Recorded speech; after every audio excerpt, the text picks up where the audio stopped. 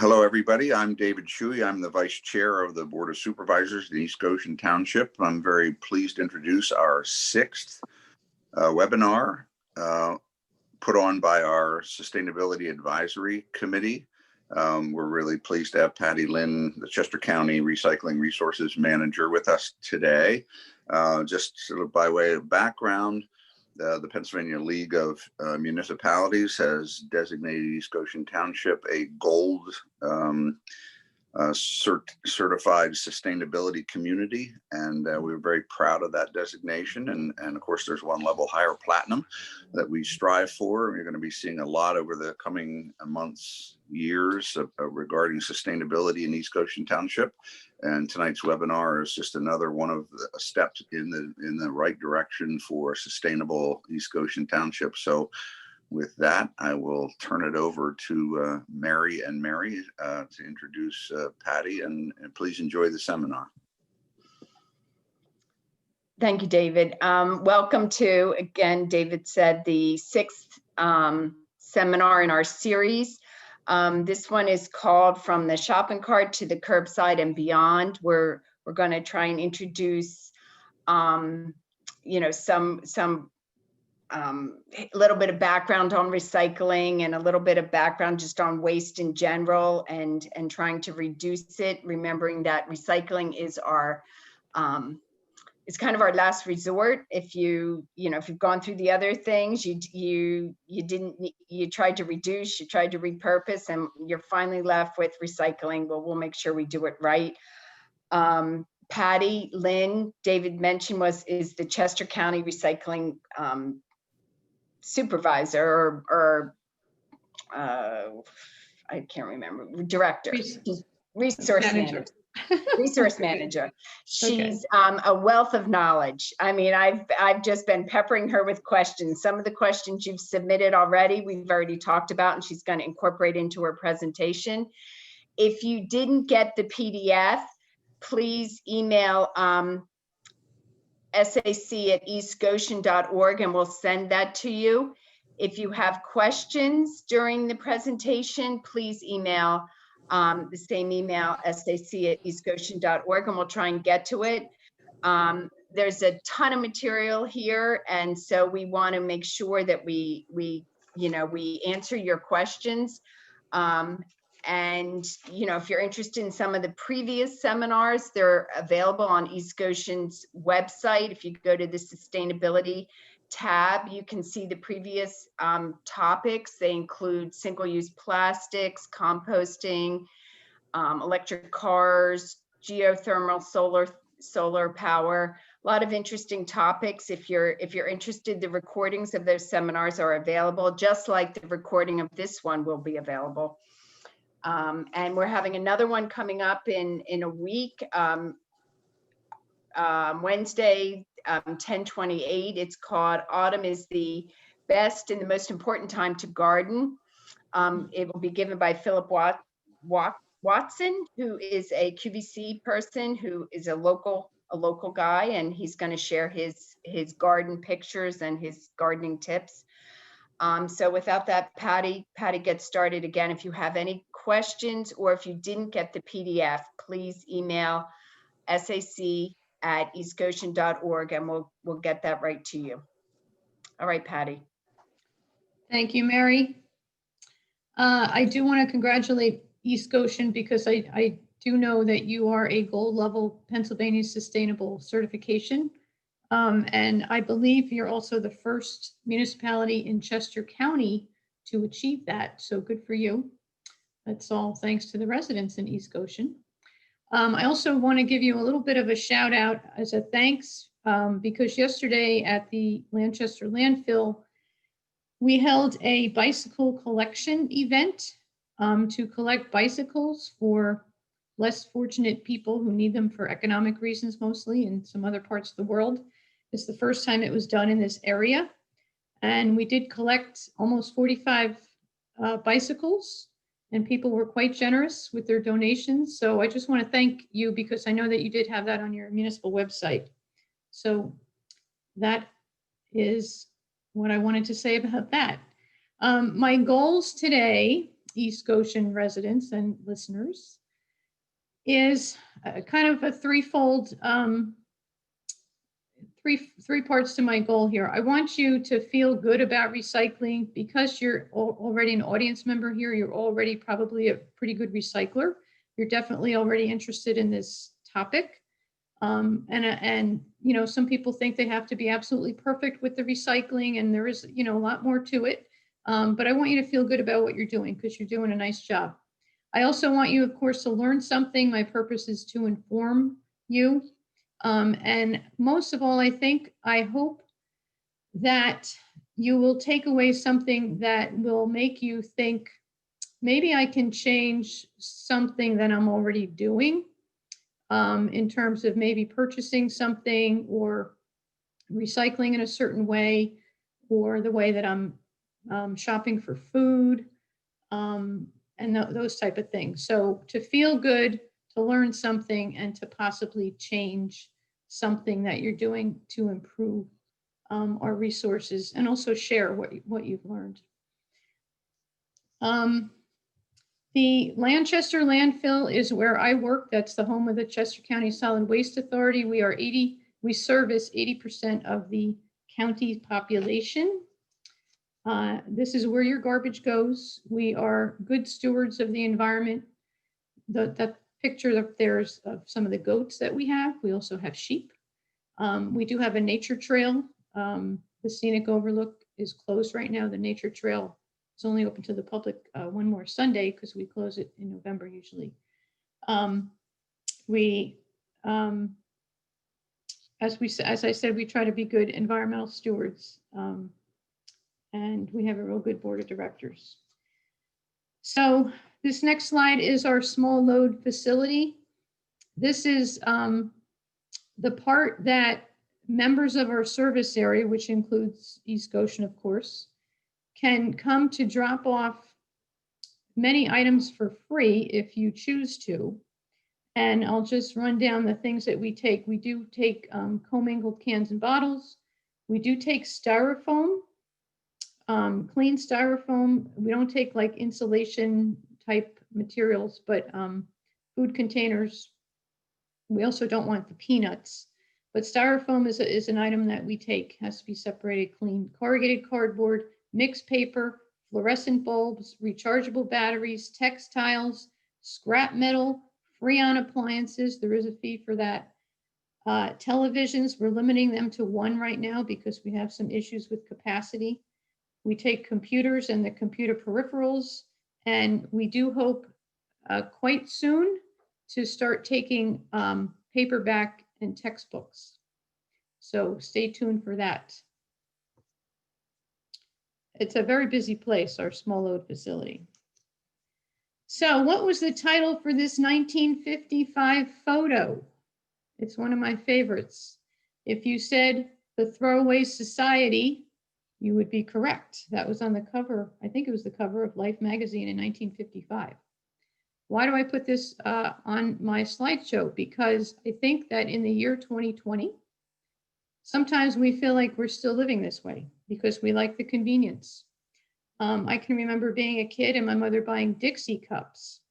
And I went back and looked at the ads for Dixie cups. And they promoted it because they said it would give basically the suburban mom more free time, and your kids would be healthier because it doesn't spread colds. And your sink won't fill up with glasses that you have to wash. And they were fun. You know, they came with a little dispenser, but it's part of that throwaway society mentality. And I think some of us still feel like maybe we still live that way. Projected waste generation is on the next slide. Do we live in a culture of consumption? The only thing I really want you to take away from this slide is if you look at the orange bars, which are different areas around the world, you will see that they all are going up. Projected waste generation, 2030, 2050. The trend is definitely, I guess you could say, going in the wrong direction. World population is also going up. But waste generation, This is showing that we do, I think, still live in a culture of consumption. The waste hierarchy, I know that this was on your promotion for this program today. And what I want you to notice here is that recycling is in the middle here. The top tier is avoid and reduce. There's a few different versions of a waste hierarchy. This one I thought was kind of the easiest one to show. Avoid and reduce, and then reuse, and then recycle, and then recover for energy, and then dispose.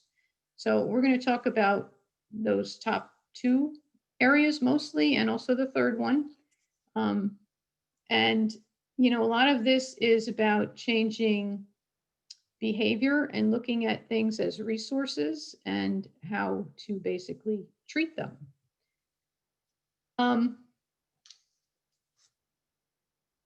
The title of this is from cart, meaning supermarket cart, to curb.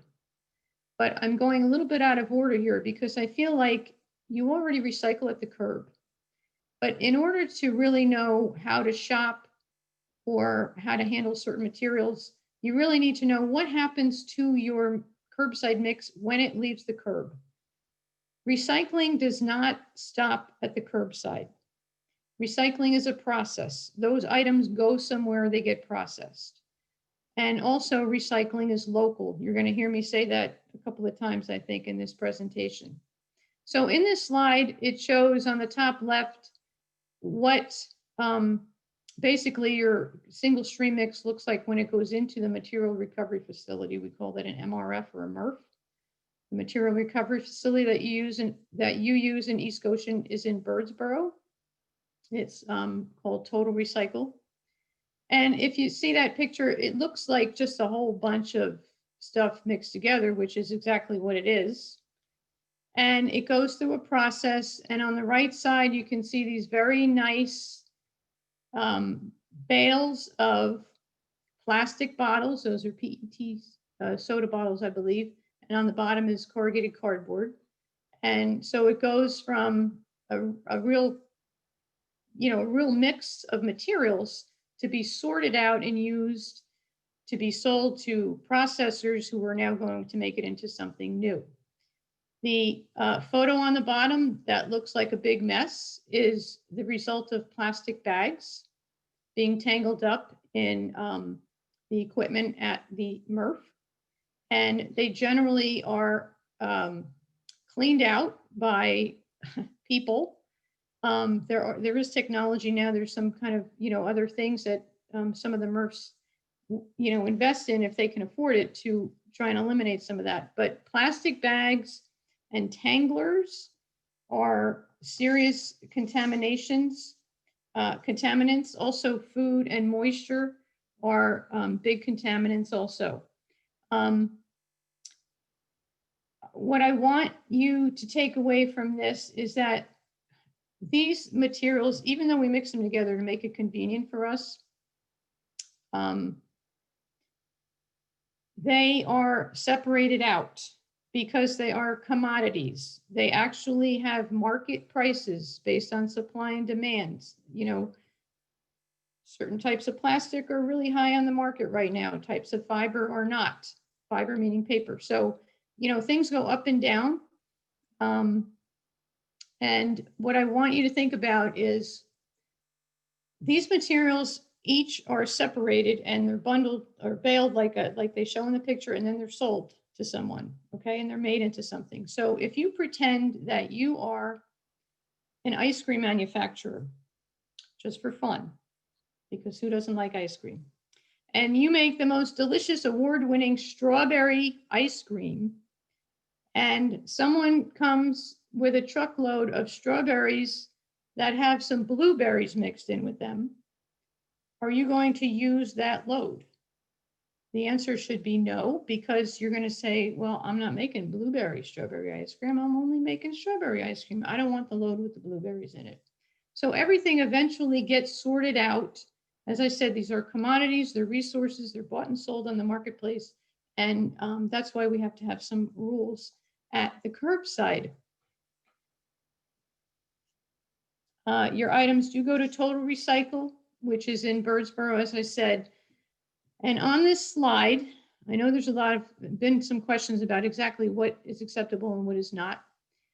In East Goshen, because you're going to Total Recycle facility, this is their list of what is acceptable on the left side. Some of the things I want to highlight are pizza boxes, as long as the food is removed, all the grease and the cheese, because that's a contaminant. They do take, plastic is almost always the most confusing thing, and being confused is the number 2 reason why people don't want to recycle, because they're too confused. In Birdsboro, at this facility, they do take all plastics numbers 1 through 7, as long as they are bottles or food takeout containers, but they do not take styrofoam.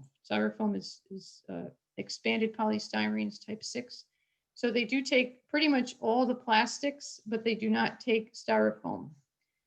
Some of the things that they do not take is plastic tableware. Again, it really has to be a food container to be plastic. And there's mirrors and Pyrex type glass, and they, of course, they don't take electronic waste. They don't want tissue paper. They don't want tissues. I think you guys know that stuff, but there are some things that are contaminants that just can't be recycled for various reasons. On the right side is the list of flexible plastic packaging, which this facility can handle. They've been doing it for over a year now as a pilot program with the plastic industry. However, East Goshen is not able to participate in this right now because they will only accept that from you if you're using covered containers at your curb. They really need it to stay dry. So I'm sorry, East Goshen, you cannot recycle the flexible plastic packaging, but those items can go into the supermarket containers. They take pretty much any kind of plastic wrap, plastic bags. It doesn't matter if it came from that store or didn't come from that store. Really, most of the major grocery retailers will take that. A lot of that is made into plastic decking, plastic lumber, benches, the boardwalk in New Jersey. So you can bring your plastic bags to those stores. Let me see here. The next slide, yes and no. You don't need to focus too much on the yes, because those are all the typical materials that I'm sure you're all doing. But if you look at the no, it does have plastic bags in there. It has food in there. We don't want food. We don't want styrofoam. We don't want hoses and wires and tanglers. Plastic bags become the tanglers. We don't want electronics, anything hazardous, any kind of medical waste. Those are all no's. Okay, so I show this slide of the how-to label, how to recycle. Again, being confused about recycling is the number 2 reason why people don't recycle. And it's also a reason why sometimes the MRFs have to, let their customers know, hey, we don't want this stuff, this is a contaminant, because sometimes people just don't really know. So hopefully you'll come away from this presentation today knowing a little bit more. I put up the slide about how to recycle. This slide is actually a couple years old. How to recycle has been around through the Sustainable Packaging Institute since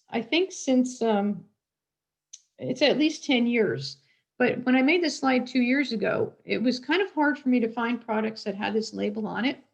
But I have since found out that they have 150 companies using this label. It is a pretty clear label, and I have seen it on many, many, many more products. And of course, I'm the kind of person that looks for that. So I do notice that.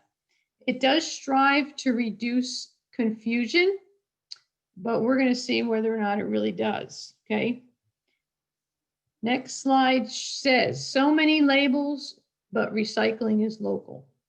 So let's just look at these a little carefully here. On the first number 1 there, this is kind of a Photoshop picture, but it shows the recycling symbol on a cardboard box. Well, what does that really mean? Are they saying you can recycle the box, or does it say that the box is made from recycled cardboard? Either way, it's a good thing, because if it's made from recycled cardboard, that means you're keeping the loop going. And that cardboard that was maybe put out at your curbside a couple of weeks ago is now a new box that you are purchasing. So those are good things. The second one is the back of a raisin box. And if you look at it carefully, you'll see that there's a slash through the recycling loop for the plastic wrap inside or outside the box. You know, it was like a group of boxes with cellophane around it. And then for the box itself, it does say in there, check locally, because this is not corrugated cardboard. It also could be sticky if the raisins were, you know, left in there, right? And it's also not really that big. So, you know, you could put this out with your recycling, but you could also throw it away. That's kind of one of those, you just kind of make a judgment call on it. It is generally the type of paper that's acceptable, but again, it's a little bit small. So it might actually end up kind of falling through the cracks at the MRF.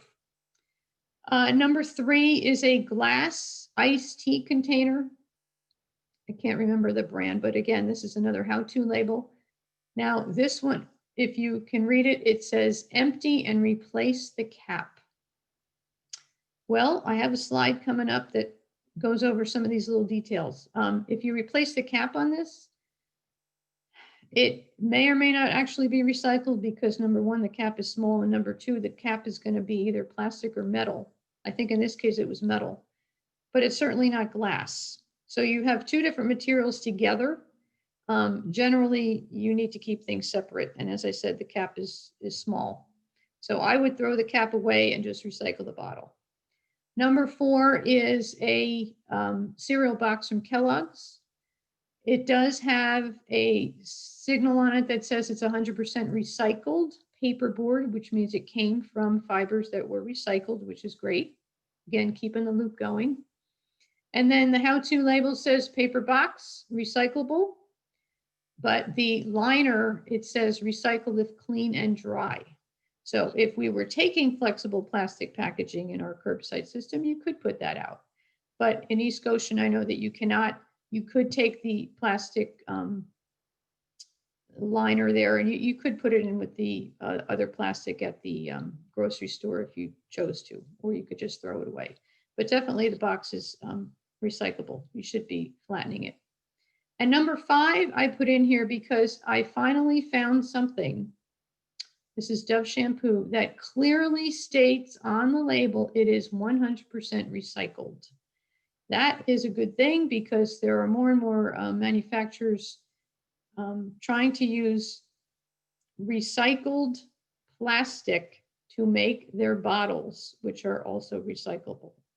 So there's a thing called the Plastic Pact, which came out recently, setting goals for these plastic manufacturers. So labeling is important. It can be a little confusing sometimes. You just have to kind of know what to look for. And again, I started with what's at your curbside because you really need to know, well, you know, am I doing the right thing putting this into my curbside mix? If you know what happens to your curbside mix, then you'll be able to make a better decision.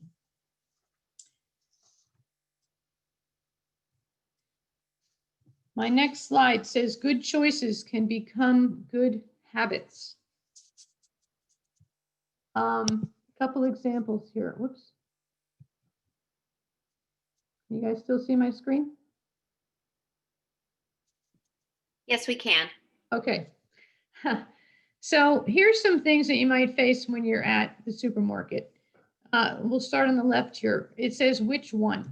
Okay, so you have a dog, you want to buy your dog some dog treats.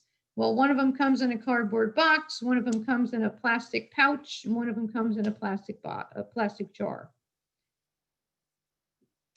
It depends on what is taken at your curbside, right? The flexible plastic packaging is not taken in East Goshen, so you would have to throw that away. That yellow plastic pouch there, you'd have to throw that away. The milk bone box you could recycle. The plastic jar you could recycle in your community. Again, recycling is local. There are some communities maybe that wouldn't want that plastic jar. So those are some of the decisions that you would make. And of course, you could also be looking at the labels. The second one is more about reducing and substituting than it is recycling. If you have a need for pesticides in your garden or somewhere else around your premises, you might say, you know what, I don't really want to use that hazardous stuff because I might not use it up. And then I'm going to have to call Patty and say, hey, when's the next household hazardous waste event? And you're going to bring your stuff over and we're going to take it from you, which is fine. But if you can substitute with things like garlic and chili pepper, coffee grounds, if you Google what you need, I can almost guarantee you're going to find something that can be a substitute. Lemons, vinegar, if it's a cleaning product, those are two pretty well-known ones. Some of you might be using those things. And then the third depiction there says which one. We have oranges, grapefruits, lemons, as opposed to a bunch of them in a plastic net bag. That net bag is not recyclable. The lemons, the grapefruits, the cantaloupes, the bananas, they already come in their own type of durable packaging, if you think about it. So maybe you don't even need a bag for some of those things, right? You don't need one of those plastic bags. There are bags that you can buy that are reusable. If you do take those plastic bags from the grocery store in the produce area, you can bring them back actually to that store and put them into that bin as plastic film. The thing about the good choices, you know, this is where you have to do a little bit of thinking, and maybe there's a change that you can make right now that you're just thinking about. Remember I said I'm hoping that you'll come away with some new information and maybe think for yourself that maybe there is, you know, some little change that I can do. And again, these kinds of decisions that you make, it's going to depend on personal preferences, who you're living with, the size of your family, the time it takes you to shop, the cost of things, because some things will be more expensive than others, even though you think they might be a better choice. So all those things have to be taken into consideration, but even small changes are going to help. My next slide is a result of, I know, some of the questions that have come in. I put the title on here, General Rules, in quotes, for the curbside single stream mix. Should you keep caps on bottles? Generally, the answer is no. One of the reasons is because they're too small, and a lot of times they're a different material than the bottle. If you do keep the cap on the bottle, plastic bottle, it may get recycled, it may not. It's not a real big deal to throw, you know, a small cap into the garbage. Lids on glass jars, well, you already have two different types of materials, right? You have a metal lid on a glass jar. That's generally a no. The glass gets broken up. I'm not really convinced that the metal lid would, you know, end up with steel cans. I don't know. It may not. But again, it's just a lid. You know, you can put that in the garbage also. Metal lids on metal cans. That's a yes. And what you should do is take the, you know, carefully take the lid off and put it right inside the metal can. The foil top on a yogurt cup. Generally, no. It's probably just too small. It's probably not really going to get recycled with any aluminum. Pizza boxes, again, clean cardboard, belongs in the curbside bin. Trash the parts with the food residue and the grease. Food and moisture, and those plastic items, the plastic film type items that are not accepted, those are all contaminants, okay? Can you nest, or should you nest bottles with cans? Really only do that if they are the same material, and that generally means a can within a can. You know, think of, I don't know, a soup can inside a bigger, you know, tomato can or something like that. You don't have to do it, but you can. you know, these things do come in, as I said, or as you saw at the MRF, and everything is just so mixed up. Some of this is hand sorted. Other stuff goes through magnets. Some of it is optical sorters. Some of it is with an air current. So there's different ways that things are technologically sorted out, which is a good thing. But if you can make it a little bit easier, that's good. How small? The general rule of thumb, anything bigger than a credit card is good, is acceptable. I actually had someone call me once and say, can she put her credit cards in the curbside mix because they're plastic? And that's not a good idea for a couple different reasons. But generally, anything smaller than a credit card should just go in the trash, which includes a lot of those caps. Another question, that this is a real good, important question. How clean? You don't have to run everything through a dishwasher, okay? It should be relatively clean. If you have a little bit of tomato sauce, maybe a little bit of mayonnaise, you know, in the jar, it's not that big of a deal. If there's a lot of it, or even a medium amount of it, that could be a big deal, especially in the summer. Your stuff is in open curbside bins. You might be drawing bugs and all that. We want to avoid smells and vermin. And again, this is, you know, going to your garbage hauler, it's mixed together, and then it's going to the MRF. So relatively clean, a good swig of hot water, and maybe a little bit of soap in there, depending on what it is. If it's greasy, you might want to use some soap. But just, you know, really just rinsed out and empty, as empty as you can do it.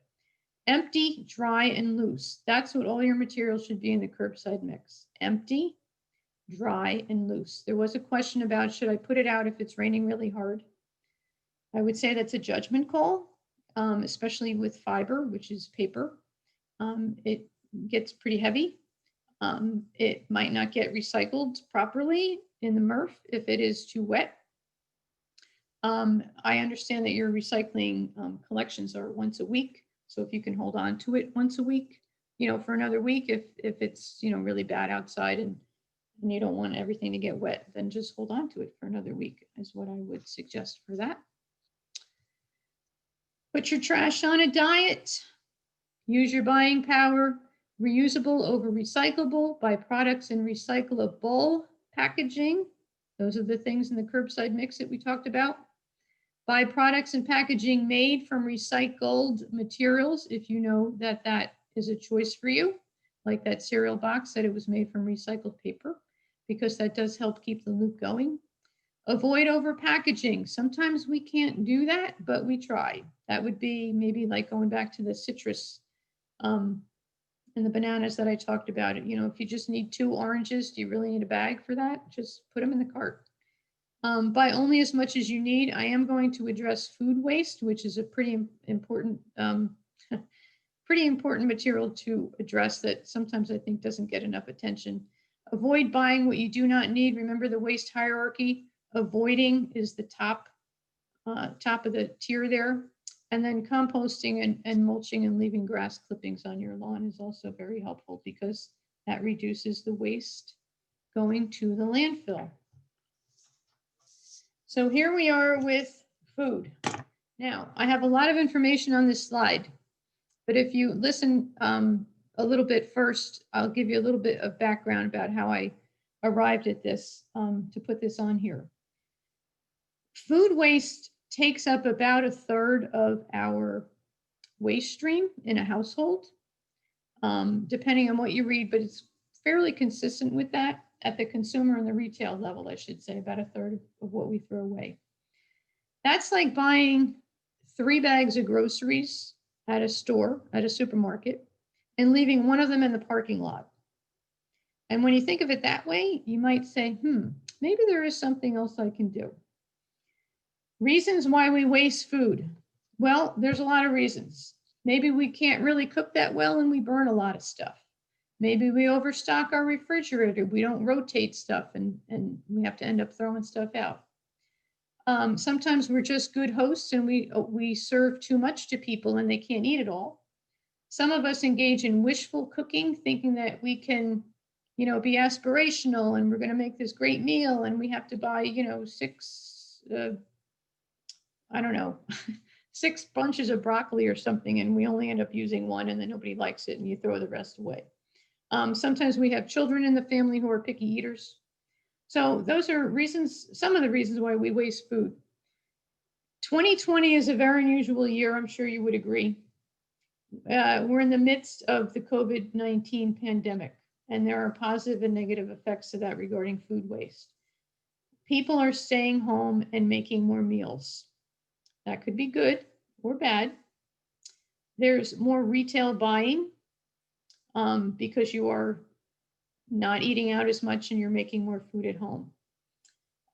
There has been some volatility with our changing statistics of the pandemic, and Pennsylvania particularly is what I'm talking about, how we went from the, what was it, the red phase to the yellow phase to the green phase. And so, you know, certain businesses did open up and maybe you went out to eat once in a while, but in the beginning you weren't eating out at all.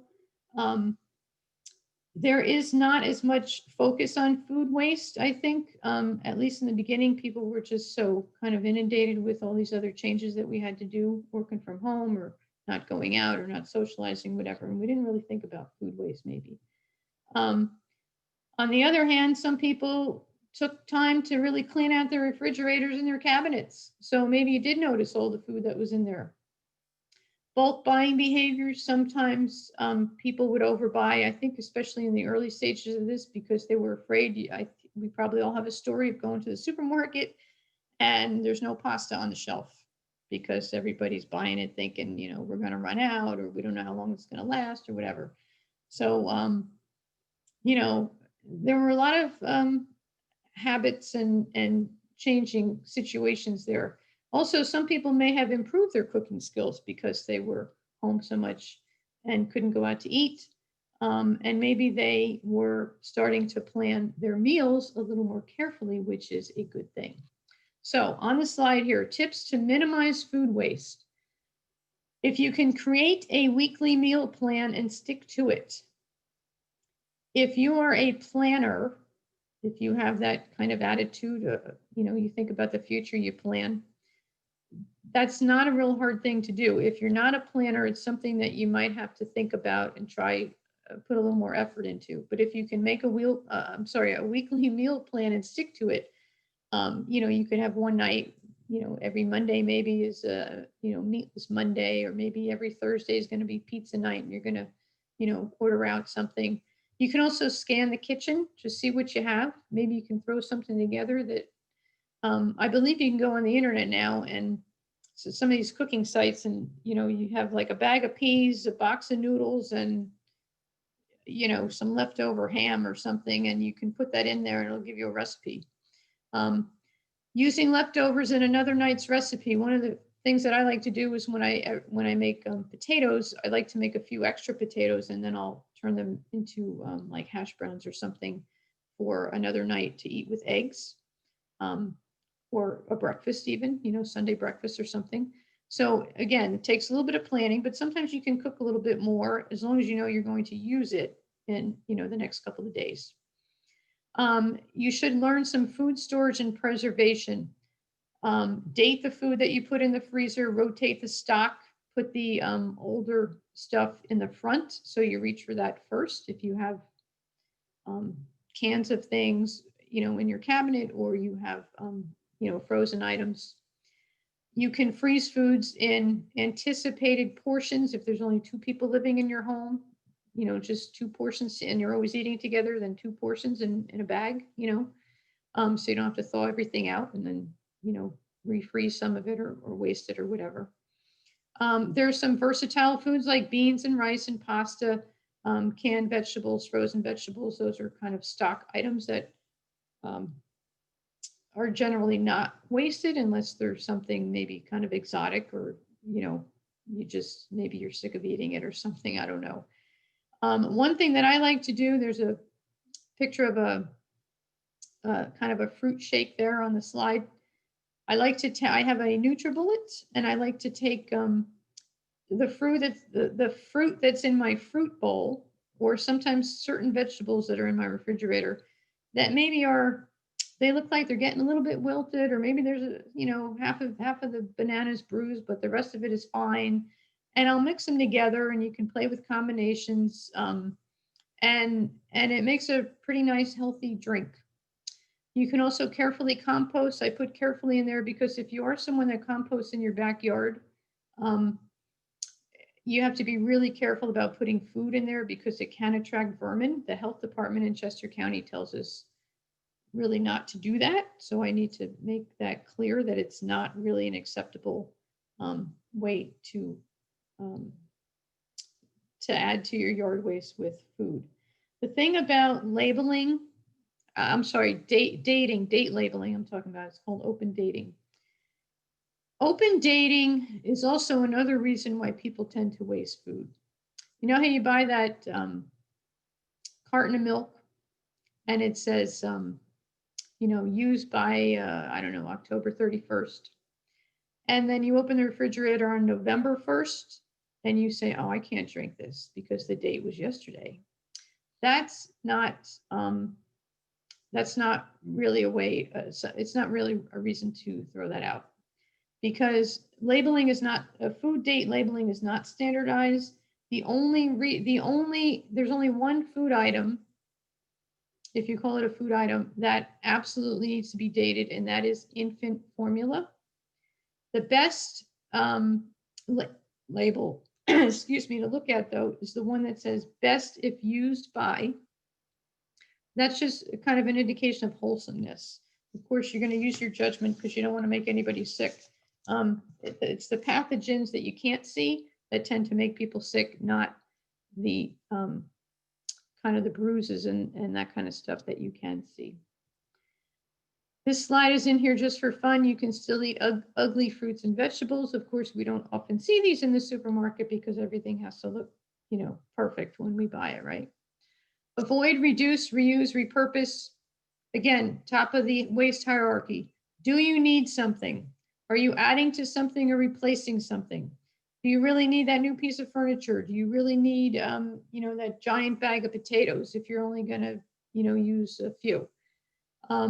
If something breaks, can you repair it before just going out and saying, yeah, I'm just going to throw this away somewhere and I'm going to, buy a new one?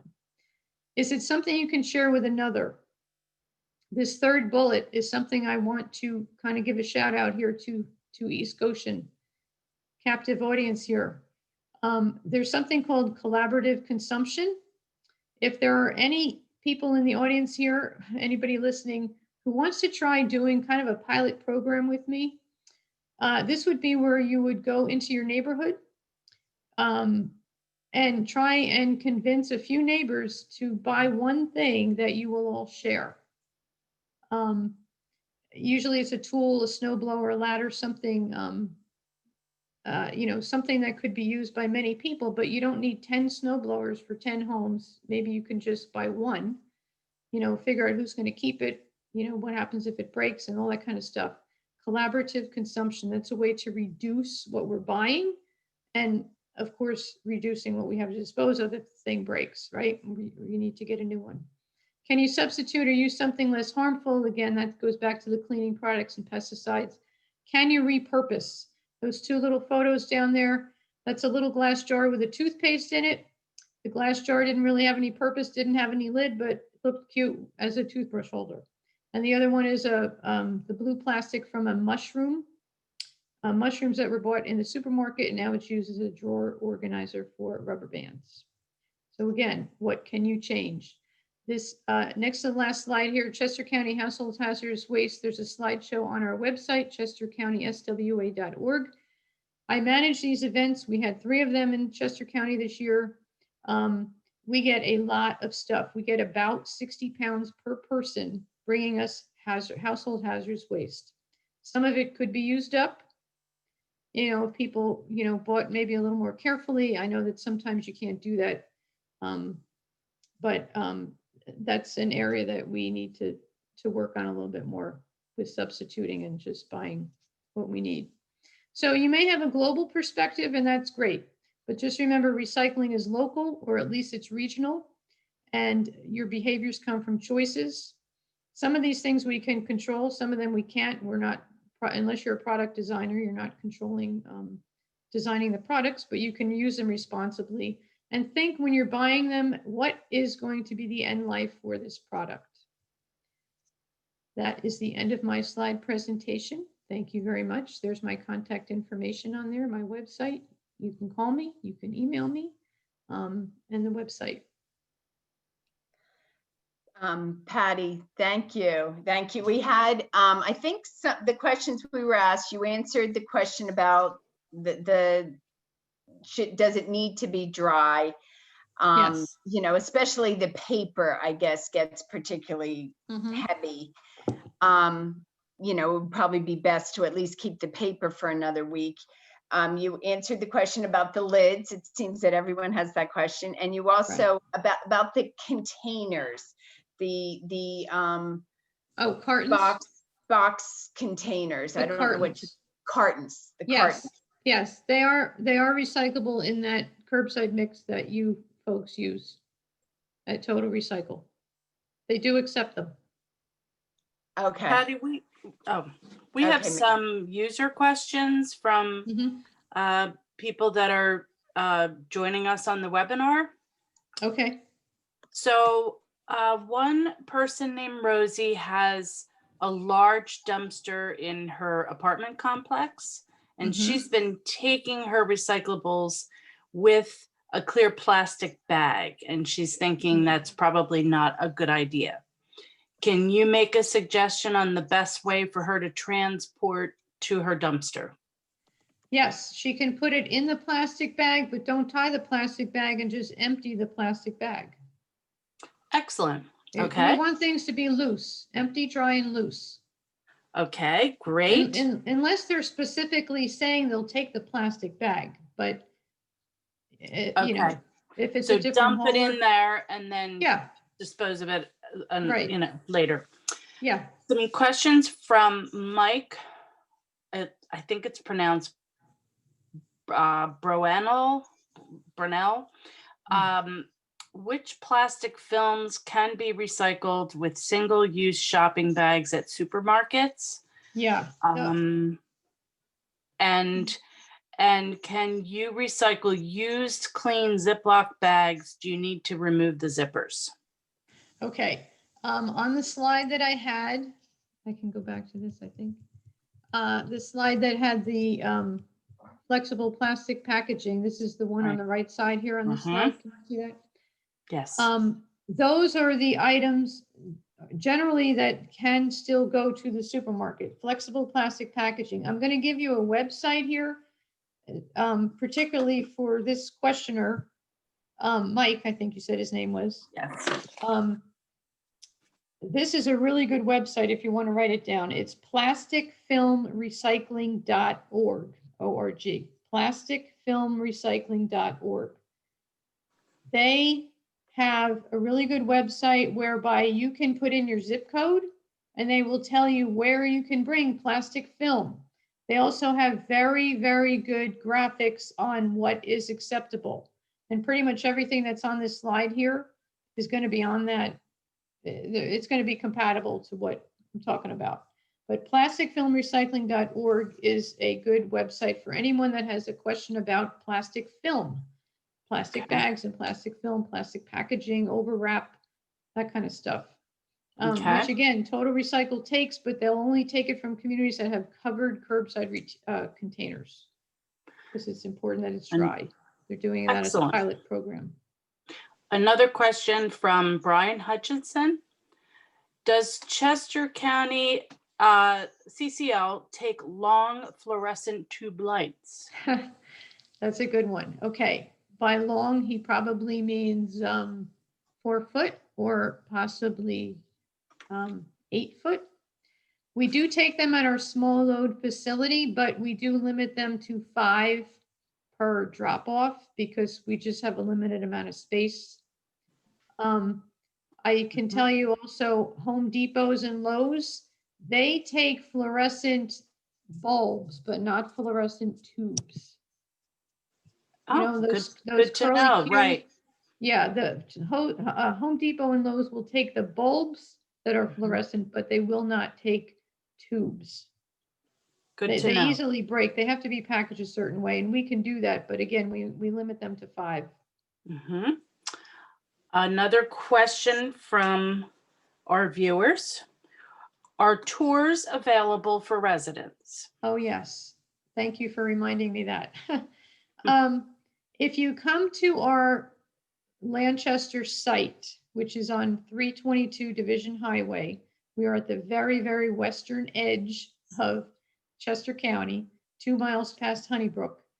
If you come to our site for dropping off in the small load facility, like the light bulbs that you're talking about, or styrofoam, cardboard, scrap metal, that's not a huge area.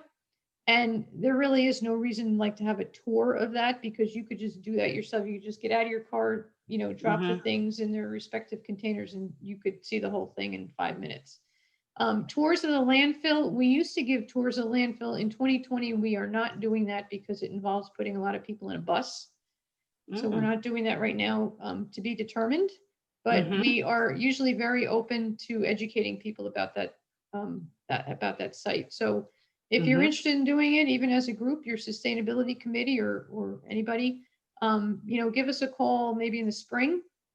Hopefully that will change and we can accommodate you. Okay. Here's an interesting question from Mary, Brian. excuse me.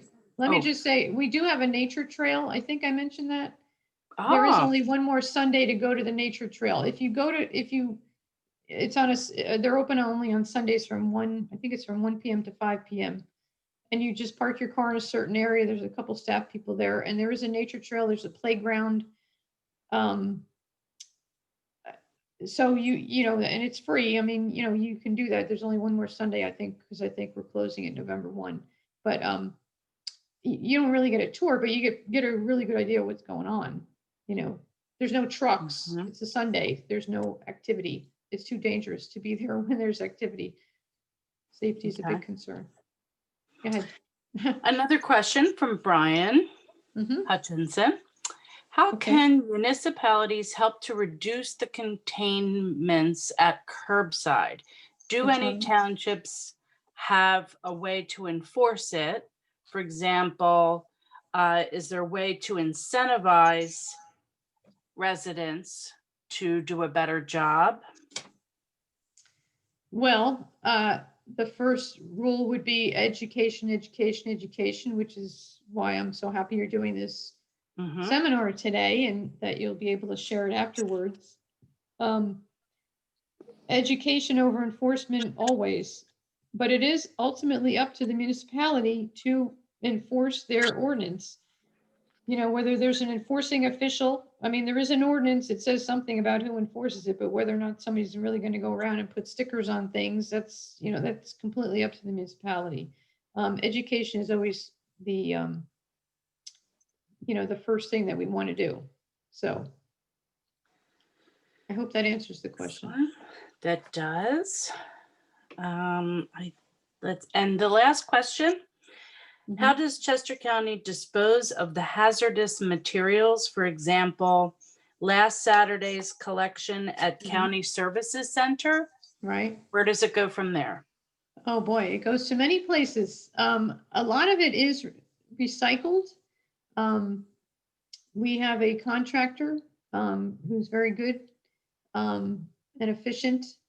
The things that can be recycled or reused in a different form, like for a different form. For example, some of the oils can be kind of mixed together and used as fuel, a fuel source.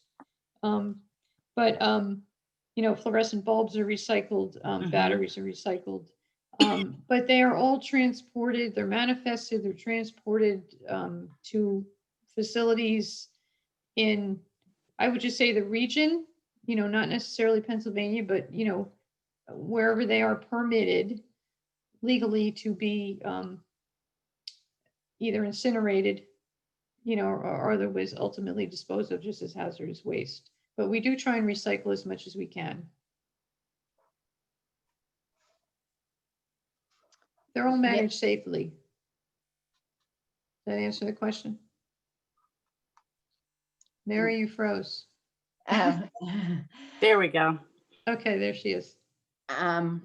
Mary, are there any more questions? I have a few more. One is about labels on containers. Do we need to worry about them if there's a paper label on a plastic container or a metal container?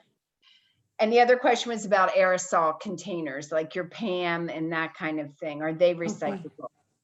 Okay, labels, don't worry about labels. The plastic industry, which is huge, they make the bottles. Sometimes the label that they put on them is maybe not compatible with the actual type of plastic in the bottle. But they figure out ways to handle it. And I just want to say there is a lot of investment going on with, particularly the larger companies, to try and use more recycled content, to build technology that will handle these things. Maybe it's the glue on the bottle or whatever, in the processes of washing it, pelletizing it, whatever they need to do to process it. There's a lot of stuff going on out there, and also designers designing packages. No, the flat answer to that is don't worry about the labels. And Mary, what was the second one again? Aerosol. Oh, aerosol cans. If they are completely empty, like that they are empty, they can go in your curbside mix. They're steel cans. If there's something in them, and there's a danger of them being punctured, in a garbage can, right? And something being released, then that should not go into your curbside mix. And we do collect a lot of aerosols at our household hazardous waste event. And one final question was, sometimes you get a bottle and maybe there's like a metal ring at the top. We don't have to worry about that little thing that's left. No, if you pull it no. off. That years ago, Mary, we had to worry about labels on bottles and cans, and we washed them I'm off. talking Yeah. back in the day when we had 3 colors of glass at the curb, Right, 3 different bins, and people would call me up and say, "What are you talking about? Why do I have to do all this?" But we're all doing single stream now. It's convenient. Okay. It's acceptable to leave those little things on. Okay. Yeah. I think we covered all the questions. I just want to leave people with a thought that there is a lot of good stuff going on out in the industry world. No matter how you feel about plastic, it's really not going to go away. And some of them are really trying to, as I said, use more recycled content, make them more recyclable. It's not just plastic, it's also fibers. Aluminum is one of the most recycled things, most valuable resources that we have. It can be used many, many, many times, and it is extracted from the earth to begin with. And we don't want to keep extracting aluminum from the earth because it's expensive and damaging. So aluminum is a really good thing to recycle.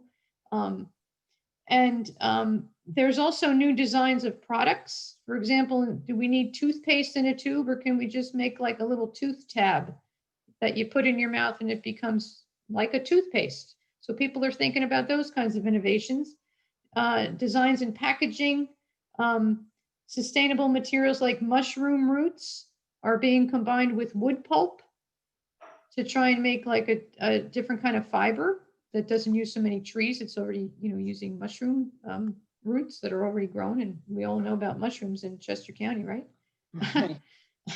So biomimicry is used sometimes to try and improve products and packaging. The rise in e-commerce particularly is huge, especially in 2020.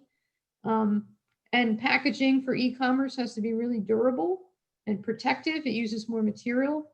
More than 24% of e-commerce packaging is actually wasted space, like air pillows and things like that, because you want to protect the product that you get, that you might order.